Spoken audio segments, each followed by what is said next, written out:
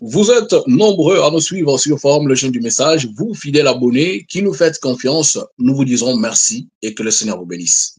Cette émission reçoit l'homme de Dieu, le révérend pasteur Benson Bamouté. Il est responsable du ministère à Moya, en Afrique du Sud, avec qui nous allons essayer de parler sur la grande campagne d'évangélisation qu'il organise bien sûr en Afrique du Sud dans son église du samedi 30 novembre au dimanche 1er décembre 2024. Alors, sans plus tarder, nous allons le recevoir. Homme de Dieu, shalom, que Dieu bénisse. Amen, amen, amen. Shalom, frère John Katz, que Dieu vous bénisse aussi. Amen, révérend, merci. Et comment allez-vous? Dieu nous fait grâce vraiment. Est-ce que votre Dieu continue à faire encore les miracles? Parce que nous allons rappeler qu'ici dans le Pharaon, nous avons parlé plusieurs fois des miracles, des oracles de l'Éternel au travers de votre ministère, tout ce que le Seigneur essaie de faire pour vous. Nous avons vu des vidéos et vous-même, vous en êtes vraiment inondés. Alors dites-nous, est-ce que votre Dieu continue encore à faire les miracles? Oui, certainement, comme d'habitude, nous remarquons la main immuable de Dieu dans tout ce que nous sommes en train de faire, surtout au sein de notre église, à Moya Ministrus. L'esprit est permanent, les malades sont guéris, les âmes sont sauvées. Il y a de miracles que Dieu accomplit du jour au jour. Il y en a ceux-là qui dorment, qui ne me connaissent pas, mais dans leurs songes, ils me rêvent, Dieu qui les renvoie chez nous. Donc, c'est terrible ici. Vous pensez qu'au jour d'aujourd'hui, Dieu peut continuer à utiliser un homme comme vous, un peu comme du temps de William Branham, un peu comme du temps des autres grands prophètes de la Bible, et les miracles s'opérer d'une manière authentique? Vous croyez ça? Certainement, parce que une véritable église cherchera toujours à se conformer à l'église originelle primitive. C'est ça le seul modèle de l'église. Alors, si nous rentrons à l'église primitive, veillons voir ce qui s'est passé. Et c'est cette église-là que Frère Branham est venu restaurer. Et Branham a dit, le jour de la Pentecôte, l'église primitive a commencé sous le puissant ministère du Saint-Esprit. Il y avait des signes ainsi que des prodiges. Donc, c'est la même chose que nous sommes en train de voir au sein de notre église. La même chose que vous êtes en train de voir. Alors, dites-nous, depuis que cette église a commencé en Afrique du Sud, quelles sont les merveilles de Dieu, les grandes lignes? Bien sûr, parce que vous organisez une grande campagne, vous devez présenter au monde les dieux de Branham, les dieux de Barouti que vous servez. Qu'est-ce que vous voulez présenter au monde comme oracle du Seigneur au travers de votre ministère? Oui, certainement, frère John Cat, par la grâce de Dieu, le Seigneur m'a donné un petit don de guérison. Et je sers Dieu avec un esprit de voyant qu'il m'a donné. Alors, il y a de merveilles qui se fait du jour au jour. Nous recevons des témoignages que je ne saurais pas même étaler ici. Comme vous le savez, partout où j'ai toujours passé, j'ai toujours vu Dieu faire. Même au sein de notre église, il y a des miracles palpables qui se font. D'ailleurs, pour ne pas aller très loin avec vous, plusieurs qui vont suivre cette émission ici en Afrique du Sud, ils connaissent bien le frère Michel. Il est connu.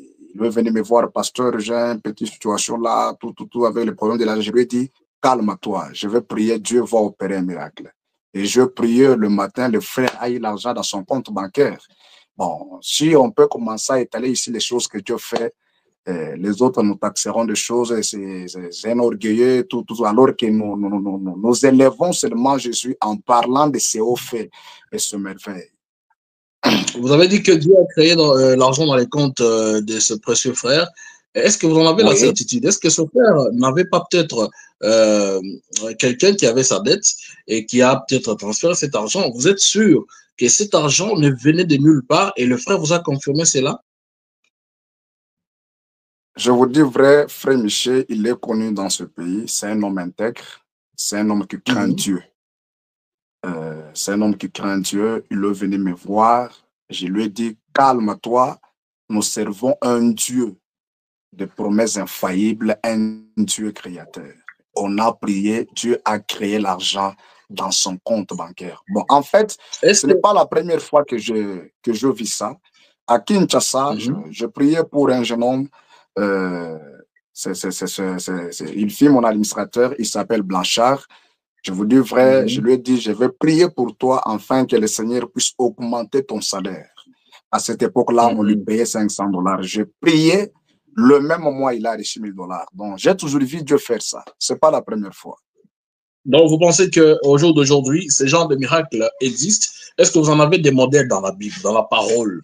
Est-ce que du temps de Frère Branham, vous avez déjà vu Dieu créer de l'argent? Est-ce que du temps de Jésus, du temps des grands prophètes de la Bible, Dieu a déjà créé l'argent? Ou bien ce sont des miracles, comme on l'a dit, préfabriqués pour peut-être inciter les gens à vous suivre? Je ne sais pas, révérend. On ne fabrique rien. Avec Jésus, vous connaissez l'histoire où il avait envoyé Pierre dans le péché. Et il avait créé l'argent dans un poisson. Vous savez, le verbe créer, se passer du néant vers quelque chose. Donc, le même Dieu qui créa des choses, qui a créé les écureuils avec Frère Branham. Branham était un chasseur, il avait besoin d'un écureuil et Dieu a créé. Moi, je ne suis pas un chasseur. Moi, je sais que là, c'est ce qui me concerne. C'est-à-dire, s'il a créé avec lui les écureuils, et il continue à créer encore les écureuils aujourd'hui, sous une autre forme, dans une autre manière. Nous croyons à ce même Dieu. Pourquoi pas? D'accord, révérend. Pour nous qui vous connaissons, nous savons que Dieu vous utilise puissamment. Il y a un grand don de guérison divine que Dieu a mis en vous. Il y a les dons de prophétie. Vous êtes également voyant. Dites-nous, est-ce que vous discernez aussi les pensées, même si vous avez déjà répondu à cette question dans nos précédentes émissions, est-ce que vous discernez aussi les pensées des gens, un peu comme le faisait William Branham? Parce qu'il y a beaucoup de gens qui en ont fait débat. Vous discernez les pensées des gens comme l'a fait Frère Branham ou bien c'est différent? Vous voyez, c'est différent avec ce que nous sommes en train de manifester ou de faire. C'est comme dernièrement dans cette ville, j'ai été piégé par un ancien, que je ne vais pas citer son nom, qui m'a piégé, qui me posait des questions comme d'une manière de me dénigrer, quoi. Vous savez, Frère John IV, quand Jésus était venu, il était le Messie qui a été promis pour les Juifs et les Samaritains. Quand il est venu, il était l'accomplissement de toutes les promesses que les prophètes avaient promis et tout ce qui avait été écrit dans la loi. Après que Jésus est parti, on a vu un disciple appelé Pierre qui pouvait discerner. Les gens ont compris que le même esprit de discernement qui était sur Jésus était tombé sur Pierre. Mais Jésus, lui, était dans la plénitude. Lui manifestait le signe messianique. Mais cependant, avec Pierre, c'était juste une portion qui était tombée sur lui. On ne pouvait pas dire à cette époque-là que Pierre imitait Jésus. Non. Les gens ont reconnu qu'il était un prophète. Ils ont fini par comprendre que le même esprit de discernement qui était sur Jésus était tombé parfaitement sur Pierre. Et de même aujourd'hui, nous croyons que William Branham, il est venu manifester le ministère du Fils de l'homme. Il avait la plénitude en lui. Comme l'ange lui a dit dans un message, la foi, c'est une ferme assurance. Où Frère Branham a dit, tant que je suis vivant, ces dons de connaissance ne peuvent pas tomber sur quelqu'un. Comme Jésus, quand il était vivant, on n'a jamais vu aucun apôtre ou Pierre discerner. Mais après son départ, Pierre a discerné. Et Frère Branham a dit, tant que je suis vivant, cela ne peut pas tomber sur quelqu'un. Mais après mon départ, cela peut revenir sur quelqu'un d'autre. Et si cela revient, ce n'est pas la plénitude. Donc, n'oubliez pas aussi que le discernement, c'est parmi les 9 dons qui dit la Bible dans 1 Corinthiens 12. Donc, nous discernons, mais ce n'est pas le signe messianique. Nous n'avons pas la plénitude. Voilà la différence. Ok. Alors, vous, ce n'est pas le signe messianique, vous, c'est autre chose. Alors, ce que vous faites, est-ce que c'est authentique? Est-ce que vous en avez des témoignages, des choses que vous dites sur les vies des gens? Est-ce que vous en avez des retours? Est-ce que c'est vrai ce que vous faites? Ce que vous déclarez être les choses qui se sont déroulées dans les vies des gens? Oui, Frère John IV, vous savez, quand on prophétise, le premier juge, c'est la personne lui-même. Essayez de parcourir mes services prophétiques, précisément ici, en Afrique du Sud, où je suis. J'ai prophétisé plusieurs fois le blanc, les Indiens, les gens de ce pays. Vous savez que jusque-là, j'ai encore un problème d'anglais. Tout ce que je fais, on m'interprète. Vous avez vu comment les gens pleurent. Dieu peut m'amener à voir ce qui ne marche pas dans leur vue, ce qui est bloqué. Dieu peut me faire retourner dans la vie de quelqu'un 5 ans plus tard, 10 ans plus tard. C'est la personne qui confirme que ce que tu dis là, c'est vrai. Et je vis l'authenticité dans ce que je fais. Je vois de mes yeux les gens qui confirment, quelqu'un qui lève les yeux et qui lève les mains plutôt, il commence à pleurer. D'ailleurs, dernièrement, j'étais à Benoni, là où un pasteur, un ancien, il est indien, mais sud-africain, qui m'avait appelé chez lui pour prêcher. Mon interprète qui m'accompagnait, c'était le frère docteur Michael. Il était là avec moi quand j'ai dit à une femme que je me retrouve en 2018 au mois d'août. Et pendant que je me vois en 2018 au mois d'août, je vois tu as été malade. Il y avait ça. Le docteur demande à la femme, c'est conduit, c'est vrai, c'est faux. La femme dit, c'est la vérité. La femme commence à pleurer. Le docteur qui m'interprétait, il n'a pas pu se saisir à cause de l'onction qui était là. Il a même jeté le micro. Donc, Dieu parle encore aujourd'hui. Dieu parle et d'une manière authentique, vous voulez confirmer. Ouais, Dieu parle encore. D'ailleurs, on ne va pas très loin. Ils verront ça de leurs propres yeux demain, ainsi que dimanche. Et c'est pour cette raison que vous invitez le peuple de Dieu vivant en Afrique du Sud, les environs et un peu partout dans le monde, à venir assister à ces réunions spéciales que vous organisez dans votre église. Parlez-nous un peu de ces réunions. Vous les organisez à quelle occasion, homme de Dieu? C'est une campagne que j'organise selon ce que Dieu m'avait parlé, que je devrais faire une campagne de guérison miracle. Comme j'avais senti ce poids, j'étais en train de prier et j'ai vu Dieu commencer à me confirmer cela par plusieurs personnes. C'est ce qui m'a mis maintenant en action. Alors, c'est pour demain le 30 novembre ainsi que dimanche le 1er décembre. Nous invitons tous les enfants de Dieu de partout, ici. Exactement, vous allez avoir le temps de les inviter. On voulait un peu comprendre l'essence de cette campagne. Vous avez dit que c'est Dieu qui vous l'a dit et ça a été confirmé par d'autres messages, plusieurs autres messages. Alors, le thème de cette campagne, c'est quoi? Nous allons parler sur les second touchés de Jésus, the second touch of Jesus. Le second touché de Jésus. Ouais, pourquoi le choix de ce thème principal? Alors, le sujet ou le pourquoi le choix? Il devait passer par ici. J'étais en train de dire pourquoi le choix de ce thème? C'est Dieu qui vous l'a donné ou bien c'est vous-même par révélation, vous avez compris qu'il fallait mettre ce thème-là? Voilà, le second touché de Jésus, c'est un thème qui portera beaucoup de mes croisades par la grâce de Dieu que j'aurai à tenir dans le monde et ailleurs. Alors, c'est un thème que Dieu m'a inspiré. Vous savez, Jésus-Christ, il nous a donné une grande leçon lorsqu'on lui a amené cet homme qui avait un problème de voir. C'est pour la première fois que Jésus prie pour quelqu'un et lui demande que tu vois ou tu ne vois pas. C'est pour la première fois. Lorsque lui a amené cet homme-là, Jésus a prié pour lui pour la première fois, ça n'a pas marché. Il demande à l'homme, l'homme dit, j'aperçois les hommes comme les arbres. Et la Bible dit, Jésus lui a touché pour la seconde fois. C'est un message que j'annonce au peuple de Dieu. Si peut-être on a prié pour toi, plusieurs fois ça n'a pas tenu, ne perdez pas l'espoir. Si la première fois ça n'a pas tenu, le second touché existe aussi. Et j'appelle ça un réveil de second touché. Alléluia. Un réveil de second touché, c'est comme ça que vous appelez cela. Alors, est-ce que vous avez invité d'autres serviteurs de Dieu? Est-ce que bien vous serez le seul orateur à prêcher pendant ces 2 journées? Oui, je serai le seul orateur à prêcher pendant les 2 jours. Quand même, j'ai aimé l'attitude de plusieurs hommes de Dieu. Je peux parler comme le pasteur Ben Chitebois, coin des Amens. Il est à Pumalanga, il a fermé toute son église pour venir nous soutenir dans cette grande campagne. Je crois qu'à partir de ce soir, il sera ici avec nous. D'ailleurs, c'est quelqu'un qui m'a encadré quand nous étions encore à Lubumbashi. J'étais encore un petit enfant. Je lui posais beaucoup de questions sur la parole. Il ne savait pas ce qu'il était en train d'investir à moi. Je crois qu'il sera ici avec nous. Nous avons invité aussi d'autres chantres. J'ai invité le docteur Michael. Je crois aussi qu'il va chanter. J'ai invité le frère Eliezer Mbunda. Et puis, je vais inviter notre sœur qui est aussi pentecôtiste, Julia Kapinga. Je crois que par la grâce de Dieu, même Delphin Mukendi, il sera aussi là. Donc, c'est ce que nous on a essayé un peu de faire. Mais tous les 2 jours, c'est moi-même qui peux apporter la parole. Vous allez apporter la parole seul. Vous n'avez pas trouvé d'autres serviteurs de Dieu qui peuvent prêcher ou bien qui ont la même hauteur que vous. Vous vous estimez plus supérieur que les autres, ou bien vous pensez peut-être que c'est d'après ce que Dieu vous avait dit, il faut que vous puissiez prêcher seul pendant les 2 journées. Parce que je sais qu'en Afrique du Sud, il y a plusieurs hommes de Dieu, plusieurs serviteurs de Dieu qui peuvent aussi apporter de la parole.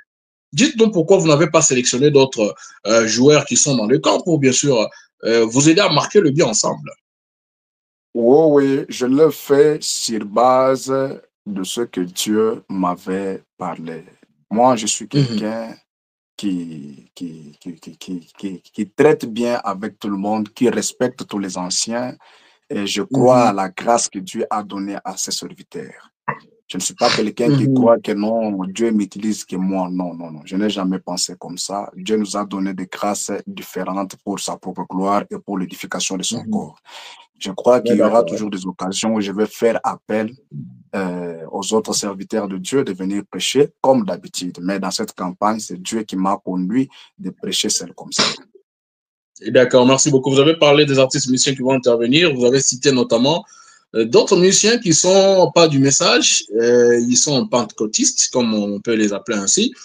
Est-ce que vous avez fini tout le répertoire des musiciens du message en Afrique du Sud pour aller emprunter la main-d'œuvre extérieure? Pourquoi vous avez invité d'autres musiciens qui ne sont pas du message?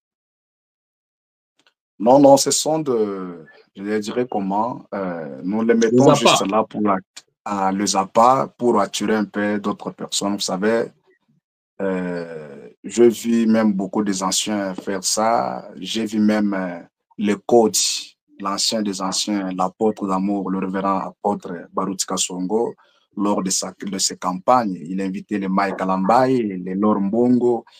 C'est comme ça que je l'ai fait aussi. J'ai me suivi ici les pasteurs, les Fogo Life qui disaient que non, il a lu quelque part où Frère Branham a dit quand on a une campagne, on peut cibler quelqu'un qui est dénominationnel, qui est suivi. Il vient là à travers lui quand les autres viennent, on les attrape par les filets de la parole. Ah, d'accord.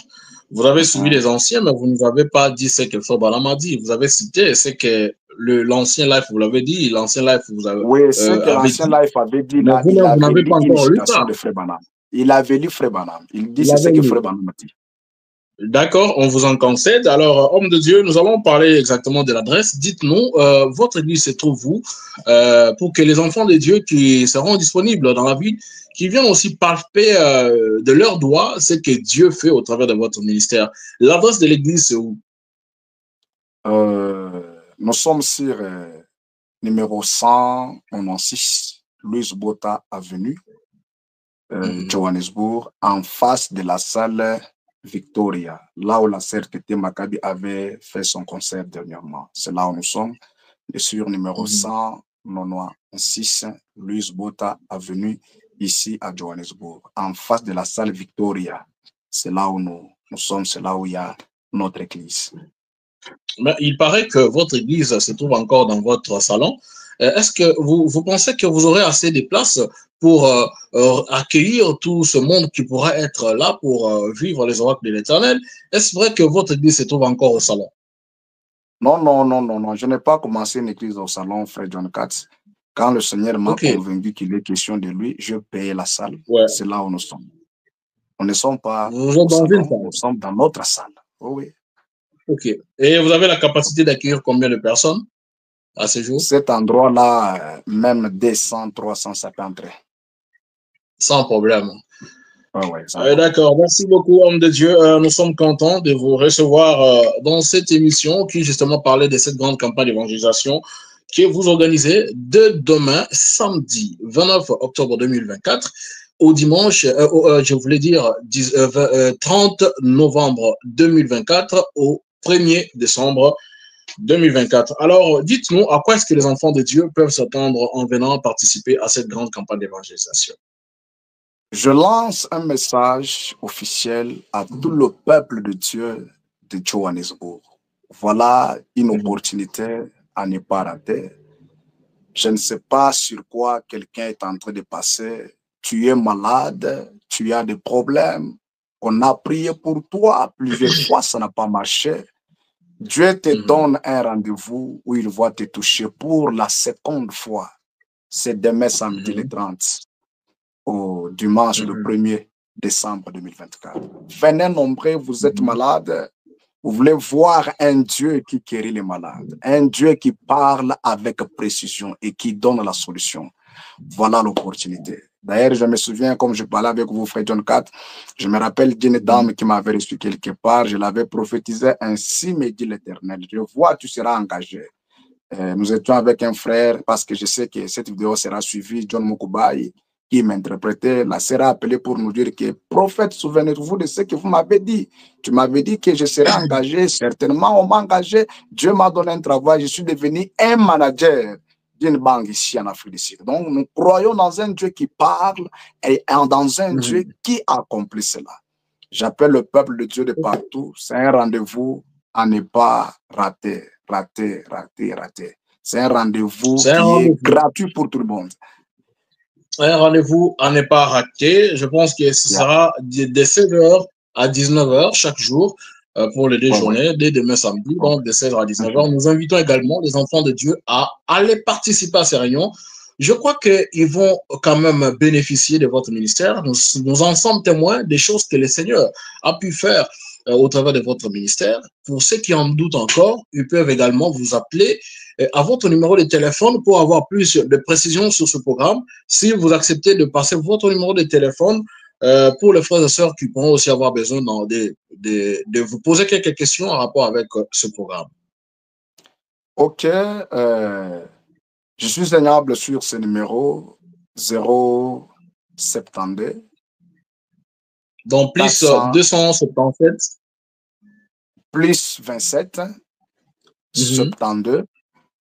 Okay. Plus 27, 72, 414, 54, 19.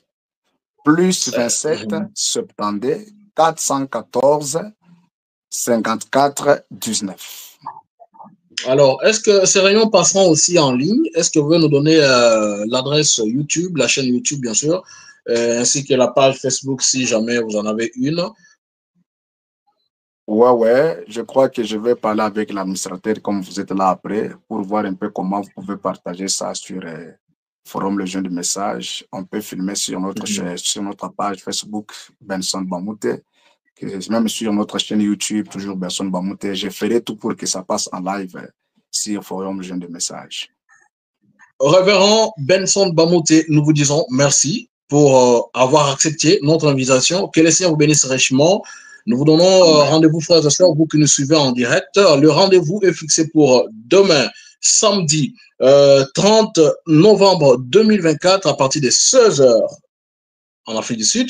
L'adresse a été donnée par l'homme de Dieu. Nous allons, juste après cette émission, vous balancer également l'affiche pour plus de précision. Le programme ira de demain, samedi 30 novembre, au dimanche 1er décembre 2024. Ne ratez pas ce rendez-vous.